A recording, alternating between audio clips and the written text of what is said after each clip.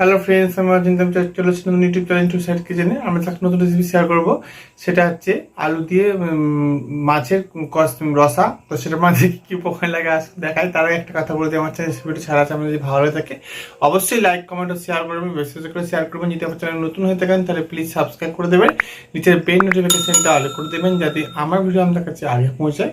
তাহলে চলুন মাছ দিয়ে আলু কষা রেসিপিটা বানাতে কি কি উপকরণ লাগে আসুন দেখায়।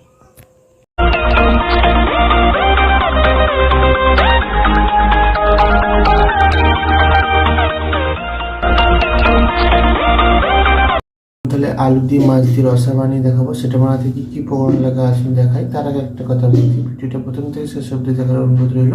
তার জন্য রেসিপিটা শুরু করি। এখানে আমি 4 পিস মাছ নিয়ে নিয়েছি। আগে মাছগুলো ভালো করে ভেজে নেবো। গ্যাসটা তাহলে কড়াটা বসিয়ে তেল দিয়ে দেবো। মাছগুলোতে লবণ হলুদ মাখিয়ে নেবো। হলুদ দিয়ে দেবো, লবণ দিয়ে দেবো, ভালো করে লবণ হলুদটা মাখিয়ে নেবো। তেলটা ভালো করে গরম করে নিয়েছি, মাছগুলো দিয়ে দেবো।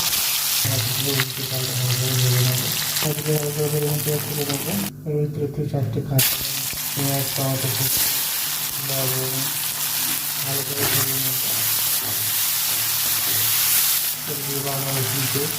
ভালো করে ভেজে নেব। একসাথে অল্প একটু জল দিয়ে দেবো।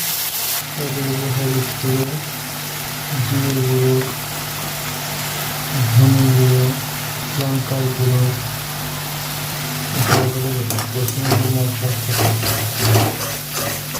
আলুগুলো চাপা দিতে হবে। জল দিয়েছি, ভালো করে ফুটিয়ে একটুখানি আলুটা সেদ্ধ হবে, তারপরে মাছগুলো দেবো। এবার মাছগুলো দিয়ে দেবো। অনেকটা আমি জলটা মেরে নিতে একটু সেদ্ধ করে নিয়েছি। মাছগুলো দিয়ে দিচ্ছি। আমি ভালো করে ফুটিয়ে আলুটা সেদ্ধ করে জলটা মেরে নেবো। এবং জল পাঁচটা মরে গেছে, আলুটা সেদ্ধ করে নিয়েছি। একটা গরম মশলা দিয়ে ছেড়ে দেবো একটু। এবার আমার মাছ আলু দিয়ে যে রসা রেসিপিটা হয়ে গেছে, তখন নামিয়ে নেবো। দেখুন আমার আলু মাছের রসা রেসিপিটা হয়ে গেছে। এই রেসিপিটা আমাদের ভালো লেগে থাকে অবশ্যই লাইক কমেন্ট ও শেয়ার করবেন, বেশি বেশি করে শেয়ার করবেন।